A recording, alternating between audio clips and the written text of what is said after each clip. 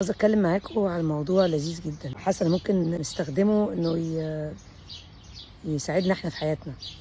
يعني دايما ببص على اولادي وبشوف ايه الحاجات مناطق القوه اللي عندهم. يعني ايه ده ابني عنده ودن موسيقيه، ده بنتي بتكتب حلو قوي، لازم نقوي الكتابه بتاعتها. طب نقوي المزيكا بتاعته، يلعب يعني آلات مختلفه. فايه رايكم لما نلاقي حاجات في ولادنا حلوه، غير ان احنا طبعا هنقويهم وهنخليهم يطوروها ويشتغلوا عليها؟ ايه رايكم نفكر هم خدوا الحاجات دي من مين؟ وممكن يكونوا خدوها منك او من الاب. فلو خدوها منك، فكري طب انت اكيد عندك ودن موسيقيه، او اكيد بتكتبي كويس، او اكيد كان عندك موهبه وانت صغيره وما استغلتهاش ودلوقتي بتشوفيها في ولادك.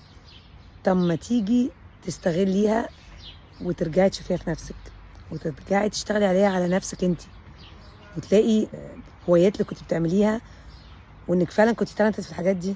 يعني انا بكتشف في ابني مثلا عنده ودن موسيقيه، ما انا عندي ودن موسيقيه. طب ما انا في حاجات انا كنت عاوزه اعملها ليها علاقه بالمزيكا وما زالت، بس لو بقول يعني مش لازم بقى خلاص بقى، واللي هو نبص بقى لاولادنا وهما بقى الاجيال اللي جايه واحنا بقى لا، مش خلاص على فكره.